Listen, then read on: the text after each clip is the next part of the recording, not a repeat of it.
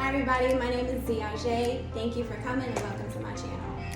So I'm just going to get straight into it today. I'm here to talk about something that is very near and dear to me, something that I've experienced, and that is gender inequality in flight schools. Globally, there are only 5.5% of women pilots in commercial airlines. When you research this on your own time, you're probably going to find many factors as to why this is, why the number is so low.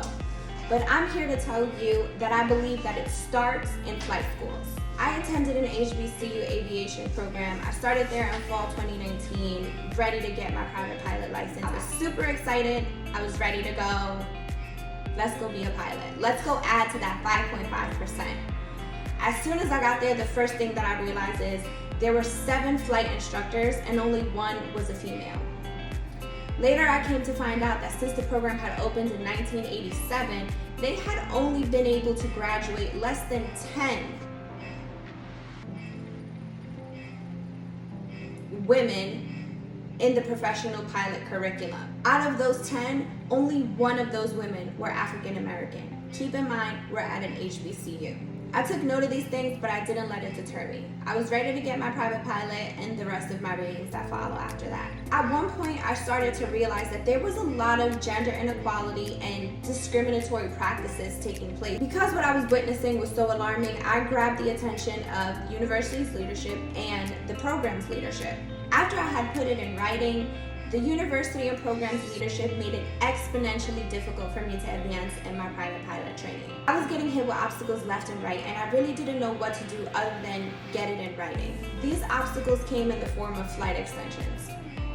One of the first instances where I was denied a flight extension was because I didn't complete a milestone lesson in the allocated amount of time. Once I received that first denial, I audited my folder and expressed to leadership that I was not given the same amount of time as my male classmates.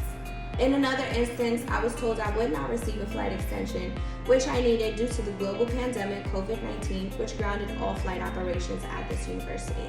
The most alarming experience that I've had there was being told that if I adhered to FAA VFR standards for weather and I decided to cancel because I felt unsafe, I would not get the time back for canceled flying. My final battle came down to my private pilot check ride. The date that the check ride fell on was outside of the extension date that was given to me. University leadership finally stepped in and made it so that I could take my check ride.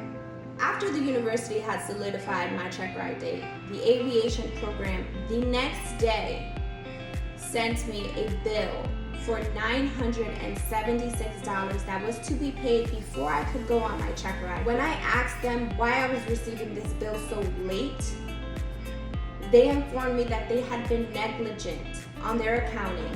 When I began sharing my story, I was asked a couple of times why I didn't push through the next few ratings like I did with my PPL.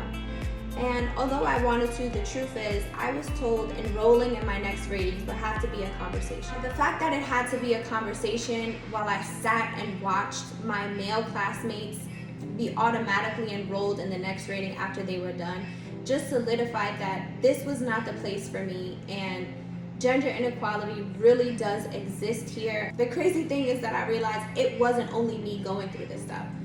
The other women in my class were going through things similar. They were having to start again. They were having to pay twice. They were having to change majors, getting pressured out of concentrations. It was really bad. My next course of action was researching flight schools in which I could possibly complete all of my trainings without any of these kind of problems, because I thought it was limited to this university. However, when I started to research and speak to other ladies, I was finding that they're experiencing some of the same things at their flight school program. At that point, that 5.5% made sense to me. And it was very clear that the problem starts in flight schools. I made this video to open up the conversation about how to dismantle systemic gender inequality in these flight schools nationwide.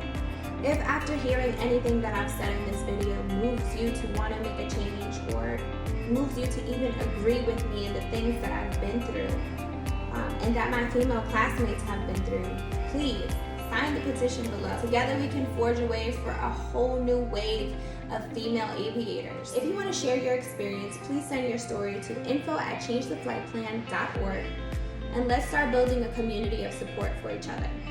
If you'd like to offer legal services for any of the survivors of gender inequality, also please send an email to info@changetheflightplan.org.